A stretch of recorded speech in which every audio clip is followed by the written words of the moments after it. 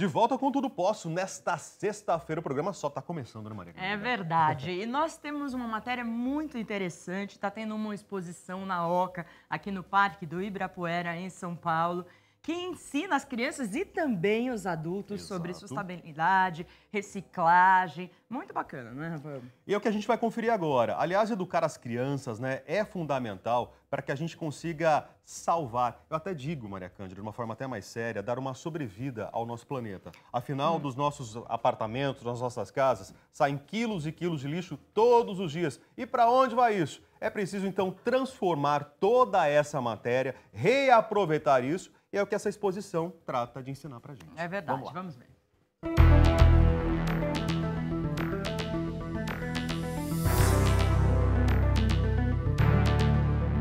E o nome Reverta tem tudo a ver com o clima aqui dessa exposição. É possível sim reverter a situação do lixo, é possível sim reverter a situação sobre reciclagem, e um dos grandes responsáveis aqui por essa exposição é o Mário. Tudo bem, Mário, como vai? Prazer. Primeiro, parabéns, né? Porque entrando aqui é tudo muito lindo. E eu queria perguntar para você, de onde surgiu a ideia de montar essa exposição? Bom, obrigado. É uma necessidade, né? E o Instituto ele trabalha com o desenvolvimento de exposições cujo tema liga ciência, tecnologia e as necessidades sociais.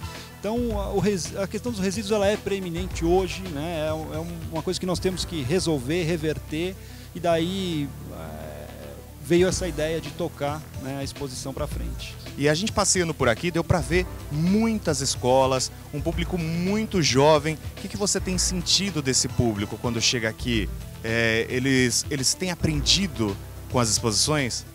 A receptividade tem sido super positiva, né? As pessoas interagem, os alunos interagem.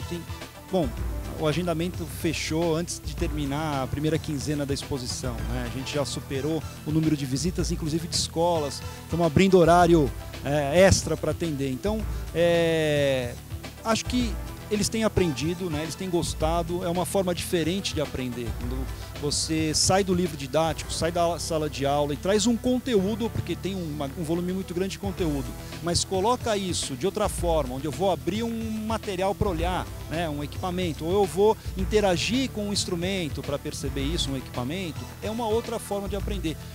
Entra uma coisa mais participativa do que simplesmente receptiva em relação à informação. Nosso objetivo é realmente esse, que as pessoas se envolvam com a questão da reciclagem, ou seja, separe realmente os seus resíduos para encaminhar de forma correta. Esse é o papel do cidadão. Eu acho que é isso que a gente pode fazer e é um principal objetivo da Reverta.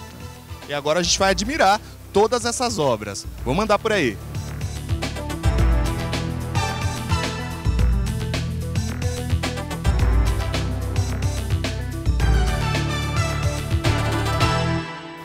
Aqui é muito bonito e muito interessante, só que o que vocês não sabem é que a primeira ideia quem teve foi a Simone. Tudo bem, Simone? Tudo bem, Maurício. Quando você teve a primeira ideia lá atrás, você imaginava que ia ficar tão linda e interessante essa exposição? Olha, na verdade, a nossa vontade era, ela realmente se concretizou um grande sonho. Como a gente realmente sonhou, ela ficou. O que a gente não esperava fosse que a população, que as pessoas, os visitantes realmente fossem gostar tanto, né? Porque é um tema difícil, né? De como é que a gente trabalha para falar de reciclagem, de lixo, de resíduo, né? Como é que a gente transforma esse assunto que é árido, é difícil, num assunto legal, divertido, lúdico, né? Então, a gente teve um cuidado muito grande na exposição de trazer um conteúdo científico, que a gente chama, e o artístico, né? Então a gente quer sensibilizar e empoderar o consumidor, né, a população em geral, com informação de várias formas diferentes. Não somente a mais racional, mas também passando por um lado um pouco mais subjetivo e emocional, né? Então a arte está nos ajudando muito também, além de todos os interativos, das outras obras que a gente está trazendo também, para mostrar um pouco da realidade, trazendo cada vez mais a questão da geração de resíduos, da importância da reciclagem para o dia a dia das pessoas. E outra coisa muito interessante é que tudo que está aqui de papelão, tudo que está aqui em obra, já tem um destino certo, né? Exatamente. A gente tem mais de 90% desse material que vão ser reciclados ou reaproveitados. Então essa foi uma preocupação desde o início que a gente pensou para a gente exatamente fazer o que a gente está falando, né?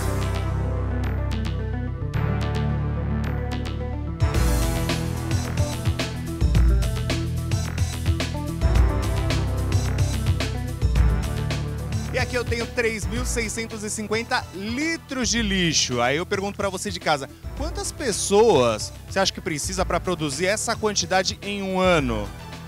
5, 6, uma família toda? Responde pro pessoal, Mário, quantas pessoas é necessário para produzir essa quantidade de lixo num ano inteiro? É uma única pessoa. Esse é o lixo de uma pessoa. Uma pessoa! Imagina se não fosse retirado de casa, né? 4 anos, uma pessoa estaria nadando em lixo quando entrasse em casa. Ali a gente tem um saco de lixo, 10 litros, né? Mostrando o que uma pessoa produz, na verdade, num dia. Exatamente. Ali é o volume médio diário, né? Isso varia um pouco de local para local, né? Se a gente pensar em massa, né? Cada pessoa produz no Brasil 1 quilograma de lixo. Qual que é a intenção de ter aqui essa montanha enorme? É surpreender, é mostrar para as pessoas que é possível reduzir o número de resíduos diários? Qual que é a intenção dessa obra? Acho que a intenção é perceber o quanto a gente produz, né? Porque eu não tenho noção. Eu coloco para fora de casa e isso vai embora. A hora que a gente vê isso junto, a gente tem a dimensão do que a gente produz realmente de resíduos. A ideia é impactar. Outra obra que eu achei muito interessante aqui na exposição são as fotos, né? São pessoas no meio do lixo que elas mesmas produziram. Isso, a proposta do fotógrafo foi acumular o lixo de uma semana e depois retratar as pessoas inseridas nesse lixo. E mostra essa diversidade, tanto a quantidade, o tipo de resíduo que produz, isso varia com idade, com hábitos culturais, com poder aquisitivo. E é bem interessante analisar essa questão do resíduo.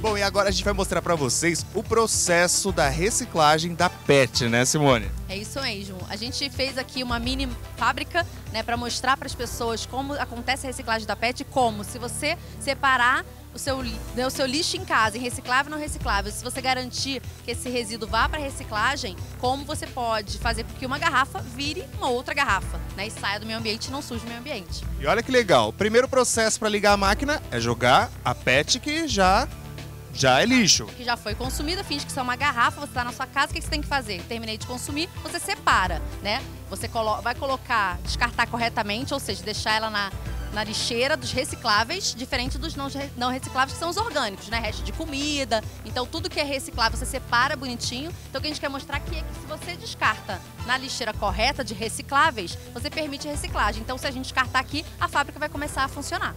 Como funciona a fábrica? Vamos colocar para ela começar a funcionar. Vai lá, pode pôr.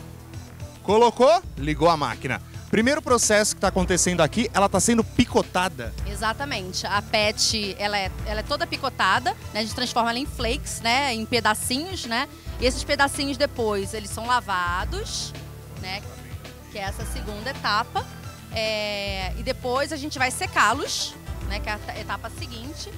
Então primeiro lava inteirinho, ela tritura todinha, depois ela lava e depois sai assim. Isso, já é um processo de secagem, né? Depois que ela é seca, nós temos um processo que chama extrusão, tem todo um processo de esterilização também do flake, e ele transforma, esse flake é transformado em fios, né? Que é essa etapa que a gente está vendo aqui.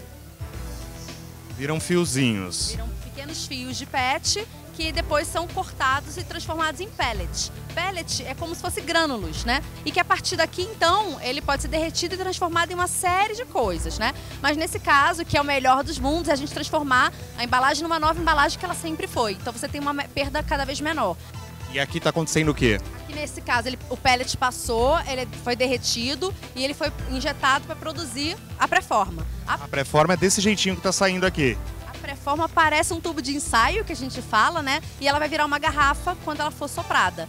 E olha só, depois dela ser soprada, né? Assim que se fala mesmo, nasceu a garrafinha. Olha aí, ó, você colaborando com o meio ambiente. Aí depois desse processo vai pro rótulo, o líquido, vai colocar a tampinha. Muito interessante. Eu tenho certeza que muita gente de casa não conhecia esse processo. Não, com certeza. Eu acho que quando eles entendem como funciona, a ideia é que a gente tenha as pessoas realmente mudando o comportamento em casa para ajudar a gente a reciclar realmente as garrafas, né? E legal, quando você chegar aqui na exposição, tem esse mesmo processo, só que com latas, né? Como é que será que faz a reciclagem das latas? Vem pra cá, vem conhecer. Quero agradecer mais uma vez, viu, Simone? Dá um beijo.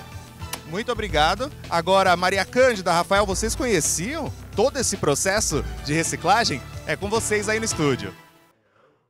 Olá, gostei bastante da entrevista, da reportagem completíssima, uma matéria muito colorida, divertida, não conhecia esse processo. Aliás, uma matéria muito instrutiva, né? Porque muita gente pensa que o lixo morre na hora que a gente coloca no saco ali, né? E aí para onde vai, né? Tá aí, então a informação necessária para chegar para as nossas crianças, conscientizando-os sobre o futuro do nosso planeta. Mas agora vamos falar de saúde, vamos falar de dieta. Tá sofrendo muito para manter a dieta no mês junino? Então é sempre um desafio aproveitar as festas com a família, resistir todas essas tentações, porém, você sabia que é possível se divertir e comendo bem? Daqui a pouquinho, então, a nutricionista Natália estará com a gente, a Natália Colombo, vai dar todas as dicas para vocês de casa não se preocupar com a dieta. Mas agora, falando ainda em atividade física, pouca gente dá importância, mas é essencial fazer uma avaliação antes de iniciar a prática de toda e qualquer atividade física. Cada organismo reage de uma maneira diferente aos exercícios, bem como o processo de adaptação ao ritmo das atividades físicas e o alcance do resultado final varia de pessoa para pessoa. Daí, então, a importância da avaliação física, mesmo que sua pretensão seja fazer exercícios em casa ou simplesmente caminhadas pelas ruas do bairro ou até num parque. Para dar todas as dicas, de volta ao nosso programa e para responder também todas as perguntas feitas pelo nosso WhatsApp, novamente nós estamos recebendo aqui o personal trainer Rafael Proten. Rafael, bom dia. Bom dia. Bem-vindo novamente ao nosso bem, programa. Rafael? Muito obrigado pelo novo convite. Isso é bacana demais. Fez muito sucesso. Aliás, eu preciso repetir aqui o WhatsApp para você de todo o Brasil, 0 operadora 11 94494 5023, 0 operadora 11 944 5023, é isso? Tá certo? Falei certo, né? Tá bem. Pessoal, então pode mandar sua perguntinha aqui para o Rafael poder responder para você. Rafa, verdade. muitas perguntas ficaram então, né? Então vamos lá. Pessoal de casa quer saber. Para que serve então a avaliação física? Avaliação física, a gente tem como principal objetivo quantificar o corpo, né? Então, assim, diferente da avaliação médica, onde a gente já sabe o estado de saúde da pessoa e se ela está apta a fazer atividade física. A avaliação física, ela vai te dar condições de te mostrar como você é mesmo. Então, vai te mostrar quanto você tem de gordura, quanto você tem de músculo, qual é a sua necessidade para atividade física e vai te dar um maior leque de informações para um treinador desenvolver o seu treinamento para você. Mas Então, se a pessoa ela começa sozinha, fazendo caminhada, ela precisa de uma avaliação física? Então, por exemplo, se eu tiver uma pessoa que tem sobrepeso, se eu não tiver uma avaliação física, ela pode estar tendo a marcha errada. Então, ela está andando errado. Então, ela vai poder ter problemas no joelho. A avaliação física não vai quantificar, a avaliação completa, ela vai quantificar tudo. Então, o movimento, o tipo de movimento, como a pessoa executa o exercício e o que está errado. Para aí o professor poder corrigir isso e deixar ela fazendo essa caminhada de forma segura. Ela pode fazer a avaliação física e ter as coordenadas do professor e depois fazer sozinha, pode ser? A avaliação física, Maria Cândida, vai te dar um direcionamento, entendeu? Então, o profissional ele vai te avaliar e vai te direcionar. Olha, você faz isso errado. Se você vai começar a fazer uma caminhada, então a gente tem que analisar a marcha. Então, vamos analisar essa marcha. Como que a gente está andando? Qual que é a forma que você está fazendo isso? Qual que é a pisada sua, se é pronada, supinada? Tudo isso conta. E o avaliador tem que te dar essas condições. Então, você tem que corrigir a marcha e fazer isso. No caso da caminhada. Olha, já que a gente está falando de caminhada, de marcha aqui, a Jussara de Alagoas foi rápida no gatilho. Ela mandou pra gente o WhatsApp aqui pelo 0 operadora 11 94494 5023. E ela pergunta, Rafael, se é na avaliação física que ela vai saber qual tipo de tênis, de calçado que ela deve usar de acordo com a pisada dela. Uma pergunta bastante interessante. Aliás, eu confesso, eu não sabia que tinha tênis diferente, né? Então tá aí, vamos ver agora a resposta do nosso personal sobre isso. Quando você vai comprar um tênis, tem tênis pra running, pra walk, né? Então, andar, exatamente. correr, jogar basquete, pra tênis. Não, eu descobri isso depois de começar a fazer academia, mas antes até então não. Pra mim Você tênis achava era que era tudo um tênis só? Exatamente, meu um Deus. tênis só. Depois falo que eu que não faço academia, né? Olha, a pergunta é bastante interessante. A gente acabou de citar sobre pisada pronada e supinada. Então, por exemplo, tem gente que pisa para fora, tem gente que pisa para dentro. Então, hoje nós temos um mecanismo na avaliação física para identificar isso. Nem todo avaliador físico consegue identificar, mas nós, por exemplo, na minha avaliação, eu identifico a pisada e tem a indicação de tênis. Além disso, nós temos agora, as grandes lojas, grandes marcas, eles têm também os testes de pisada, que são importantes. Mas o avaliador físico ele já consegue identificar o tipo de pisada que ela tem. Tá. Então, E o por que exemplo, acontece se eu utilizo um tênis que não é adequado para minha pisada, Rafael? nossa, aí nós vamos ter problemas de impacto e nós vamos ter problemas também de ligamentos. Na lateral dos nossos joelhos, nós temos ligamentos que são os colaterais. Então quer dizer que laterais. uma pisada errada vai influenciar aqui em cima no joelho, é isso? Em cima. Isso a gente tá Não falando de só- caminhada, que é uma coisa mais tranquila. Agora, se a pessoa de repente começa a correr, que é Correr. super moda, Aí é pior ainda. ai, correr, gasta muita caloria e tudo, mas isso tá com o tênis O errado. impacto é maior ainda. É, então, exato. O impacto até errado é maior ainda e assim, a gente está falando de joelho, mas também pode pegar coluna. Entendeu? Então, assim, a gente tem que ter esse critério, tem que olhar, tem. Aí as pessoas querem pular direto para atividade física. Mas se você não conhecer seu corpo direitinho, não tiver bem direcionado, você pode ter que parar de fazer atividade Mesmo as física. pessoas bem jovens, com 20 anos, ele pode ter problema de joelho. Porque assim, a gente tava falando, acho que ontem, você vai envelhecendo e aí aparece tudo quanto é doença, né? Mas mesmo os mais jovens podem ter problema no joelho e tal? Pode. A formação de joelho, ela pode ser valga ou varo. Então, ele pode ser o joelho para fora ou o joelho para dentro. Se eu não tiver um tênis adequado, isso pode intensificar na corrida ou também na caminhada, sim. Até na prática de esporte. Entendi. Então, Nossa, isso já pode muito ajudar. interessante. Isso na avaliação física, vê. A avaliação física você consegue ver e prescrever um exercício para corrigir esse joelho. Ah, legal. Então, Nossa, você bom, já viu, olha, meu joelho é para fora. Então, eu tenho que prescrever um exercício e um alongamento adequado para isso. Olha, tem mais perguntas chegando aqui. O Aldo, de Lajedo do Tabocal, na Bahia. Ai, que Ele legal. diz que ele é muito magro. Ele gostaria de ter dicas para Ai, ele que ganhar inveja! massa, ganhar músculo, mas sem fazer academia. Isso é possível, Rafael? Olha, a gente precisa de uma Ou o cara aqui, ó. Esse cara pode te falar, você pode ganhar músculo. Esse Não cara é. pode. Não é que no tudo posso que eu consigo. Mas você faz consigo. academia, lógico. Faço academia, tem que fazer academia. A parte de hipertrofia, para ganhar musculatura, ela precisa ser estimulada. Nós temos que ter um estímulo neural. O que é esse estímulo neural? É fazer atividade física mesmo. Nosso neurônio, que é a parte que comanda essa ação muscular, ele precisa ser estimulado. E como a gente estimula o ganho de proteína, que é o ganho de músculo? Ou fazendo atividade física e também da forma de administrando proteína. Nós temos uma enzima no nosso corpo que chama proteólise, a mTORC, que ela vai fazer a produção de proteína. E ela precisa ser estimulada e tem que fazer atividade física. Não tem fórmula mágica. As pessoas hoje em dia elas querem muito... eu quero ganhar músculo, tem que fazer Vamos deixar atividade claro física. que academia não precisa ser na academia, de repente. Mas pode ser, às vezes tem uns equipamentos, no Rio de Janeiro tem muito isso, na praia até tem os lugares que você pode fazer. Espaços públicos. Agora você tem que saber quais são os exercícios, não é? Para Exatamente. incentivar o músculo que você quer, não é? Tem gente que não gosta da academia, mas hoje nós temos, baseado em tempos antigos, nós temos escolas calistênicas que fazem exercícios sem peso, sem você entrar dentro do... É o funcional, é isso? O funcional é uma parte que não chega tanto da hipertrofia, mas da tônus muscular. Mas nós conseguimos hipertrofia fazendo outro tipo de atividade, conseguimos, temos ginástica natural que consegue dar hipertrofia também. Às vezes o pessoal não gosta da musculação, tem o crossfit, mas pode ser um pouco mais lesivo. O que é o crossfit? Crossfit é a moda de agora. E às vezes até eu acho bacana para quem já tem um estado de atividade física avançado. Quem não tem, eu acho que não é legal Crossfit começar. são aqueles circuitos, é isso? São circuitos pesados, são circuitos onde você desloca pneus, que você sobe cordas, que faz uma série grande de agachamento. E aí pode trazer muita lesão. Tá, E é entendi. bem complicado. Se você não tem um fortalecimento muscular preparado para aquela atividade, você pode lesionar o corpo. Pode né? lesionar.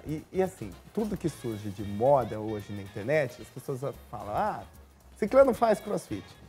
Você precisa avaliar se você pode fazer crossfit, certo. que é complicado. Olha, tem uma pergunta aqui, eu não sei se é telespectador ou telespectadora, não passou o nome também aqui, nem a localidade, mas diz que está praticando o exercício funcional com alguém, já orienta há pelo menos 5 meses, e não emagreceu um único quilo, não conseguiu emagrecer. Precisa ver se ela tá comendo. Então, e essa pessoa nota, olha que complicado aqui, essa pessoa nota que depois dos exercícios, ela vai pesar e acaba ganhando 300 gramas a cada atividade praticada. Pode ser músculo.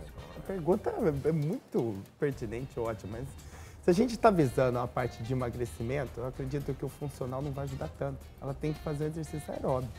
Porque assim, ó, no funcional, nós temos que priorizar alguns substratos energéticos. Ela, no caso, ou ele, eu não sei, quer priorizar a perca de gordura. Tá certo. No funcional, eu não priorizo tanto o ácido graxo, que é a perca de gordura. Eu não estimulo tanto. Funcional, que tipo de exercício que a gente pratica? Ó, funcional são os exercícios que são feitos de equilíbrio, são os exercícios que são feitos para cório, para fortalecimento de abdômen e lombar, tudo. E não é aquele mais dinâmico, onde você vai suar bastante e vai ter uma queima de gordura. Então, assim, analisa qual o objetivo que você está fazendo isso. Eu estou fazendo isso por dor na coluna, por cório, ou porque eu tenho um problema de desvio postural. Então, eu quero emagrecimento. Então, vamos acoplar o funcional junto com o aeróbio. Senão Agora não tem vai uma ter pergunta para fazer que eu acho que muita gente gostaria de fazer. Quando você faz um pouco de dieta, aí você para um pouquinho. Aí você conseguiu até emagrecer um pouquinho, mas aí você volta e fica nessa e vai e volta e nunca resolve o seu problema. Você nunca fica magro. E daí você fala, então não adianta eu fazer nada. Aí você passa sem fazer nada. Aí depois de um tempo, eu tô falando porque é o que acontece. Depois de um tempo Quem você fala, será não, que eu é assim? preciso tomar uma atitude, preciso fazer alguma coisa. Então assim, mas você nunca consegue atingir aquele objetivo que você quer. O que você fala pra uma pessoa assim? E acho que um monte de gente é assim. Porque tem preguiça, daí emagrece, mas depois engorda um pouco. Não sei o que. É tão difícil, não é? Eu cresci desse jeito. Não, como cresceu desse É verdade. Minha família tem um problema seríssimo que, assim, eu, por exemplo, personal trainer, eu adoro atividade física, eu não posso comer uma coxinha. Eu como uma coxinha, ela vem direto pra cá. Então eu não como, por exemplo. E assim, eu cresci gordinho, barrigudinho, peitinho pra fora e ainda jogava no time sem camisa. Nunca consegui atingir meu objetivo porque não tinha um direcionamento correto. Quando você tem um foco, Maria Cândida, você tem que ter um foco. É isso que eu falei. Eu quero me transformar e quero ter esse foco. Eu quero ser ter um físico que me agrade e que possa me deixar como referência. O que você tem que fazer? Você tem que ter um foco. E a melhor coisa que você tem que ter o foco é você quantificar. Você quantifica seu corpo. Olha, nossa, eu tenho 34% de gordura, eu tenho 20% de musculatura. Eu tenho que transformar isso. E seguir. Não adianta, a gente tem que dar um prazo, por exemplo. Então, qual é o prazo? Quanto tempo a gente pode esperar pra gente não falar assim, eu não consegui nada? Você consegue ficar 3 meses pra mim e falar assim, ó, vou seguir 3 essa meses. dieta, vou seguir esse exercícios físicos certinho, não vou furar, mas não pode furar. Não pode roubar. Não pode É isso? roubar, Não pode roubar. não pode. Então, 3 meses, gente, se a gente 3 se meses propuser você tem um 3 resultado meses, satisfatório e você vai ficar feliz. Não com é que você né? perde tudo, mas você já vê uma Começa a diferença. sentir. Então, mas se você fizer o programa corretinho, não furar, porque as pessoas furam. Bateu o carro, largou do namorado, vou comer um bombom. Ou tá frio, ou tá frio, Tá não vou pra frio, tô com academia. preguiça, não vou. É. Não fura. Então, assim, tem que ter o foco. Eu falo, o trabalho de atividade física, mais que você conseguir resultado, é você trabalhar sua mente. Essa semana eu roubei 3 dias, estava muito frio, não fui pra academia. Tem que compensar. Vou passar o final Bom, de semana tem outra correndo. pergunta aí? Tem aqui, ó. O Gabriel Silva de Marta, ele é de Santa Rita do Sapucaia. Ele fala que a vovó dele fazia academia.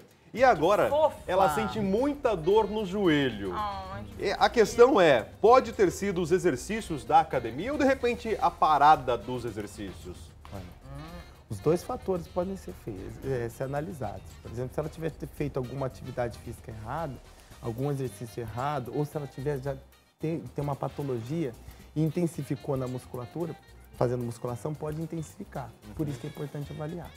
Se você está avaliado, tudo você sabe, eu não tenho patologia, não tenho uma condromalácia, não tenho nada, então eu posso fazer atividade física, posso fazer a musculatura. Agora, se ela parou, por exemplo, quando a gente vai perdendo, passando a idade, a gente perde musculatura.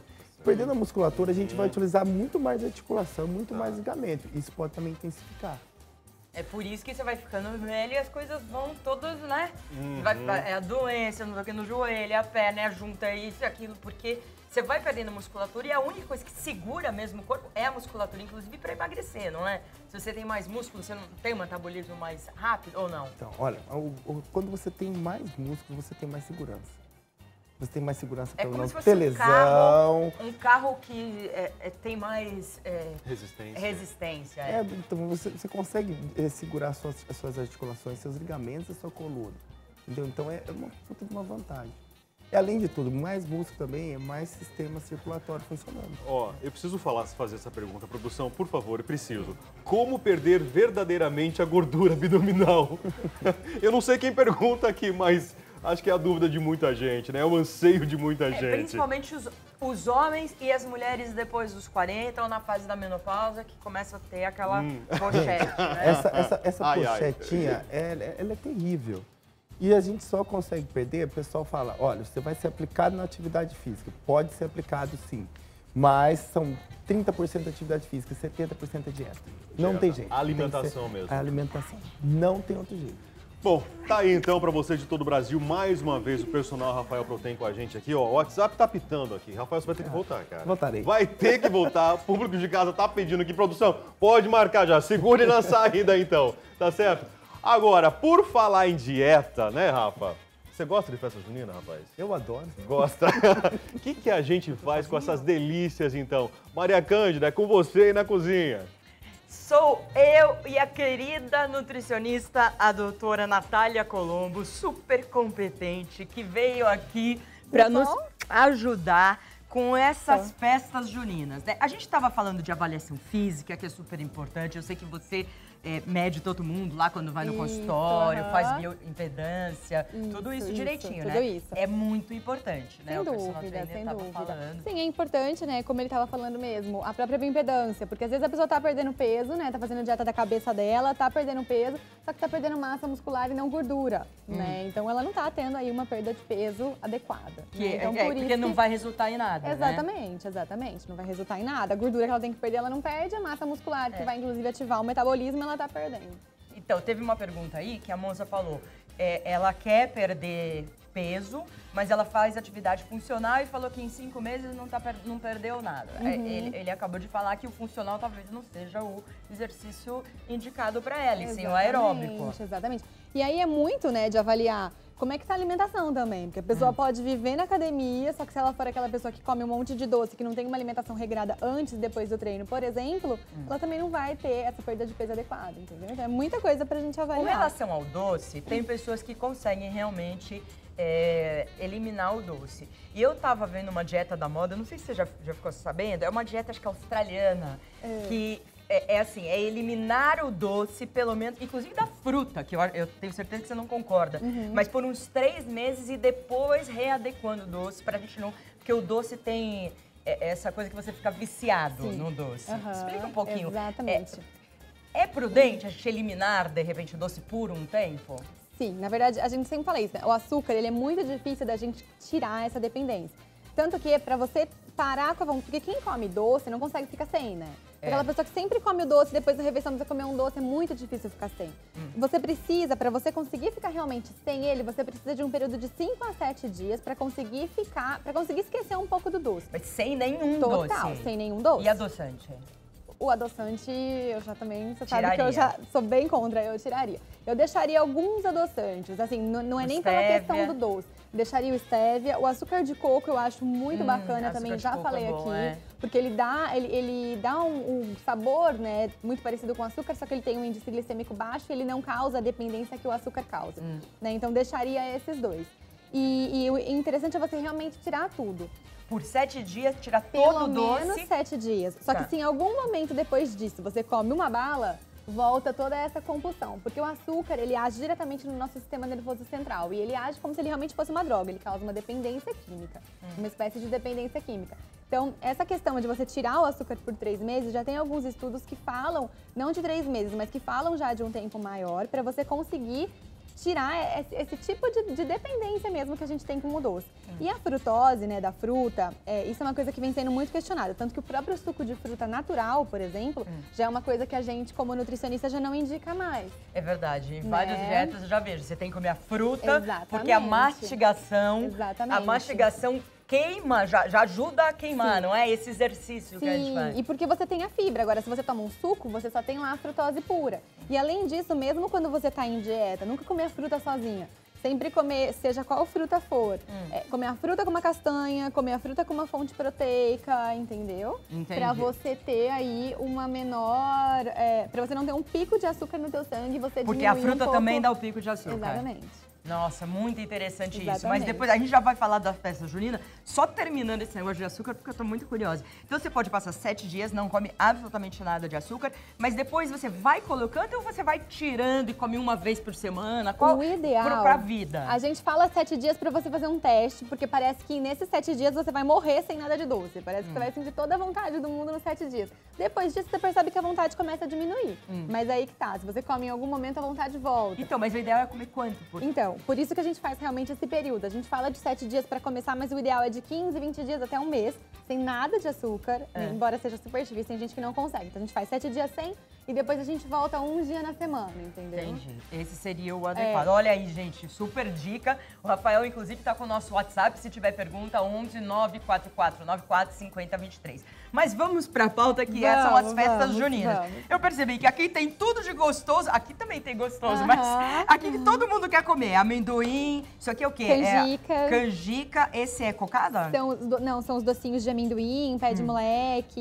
E esse pé de moleque. Doce de amendoim e pé de moleque, isso. E aí, o que a gente faz, Natália? Na verdade, assim, né, uma coisa muito dessa fase é que, assim, a gente entra em duas questões. Primeira questão é que tá frio, né? E no frio... Exatamente, a gente precisa de alimentos mais fortes. A gente precisa, exatamente, de alimentos mais calóricos pra gente manter o nosso corpo aquecido. Então, a gente tende a buscar já coisa mais calórica, a gente tende a buscar alimentos mais quentes. E é aí que tá o problema. Né? O problema é que a gente acaba abusando desses alimentos que são extremamente calóricos. Né? Então, por exemplo, aqui eu trouxe também o quentão, o vinho quente. O quentão, em uma xícara de quentão, em 180 ml mais ou menos de quentão, a gente tem aí 280 calorias. Então, assim, é uma coisa... Nossa, uma xícara de quentão? Exatamente, em uma xícara de quentão. Então, assim, são alimentos muito calóricos. E o que geralmente acontece? E um bife? Um bife tem quanto? Só pra eu...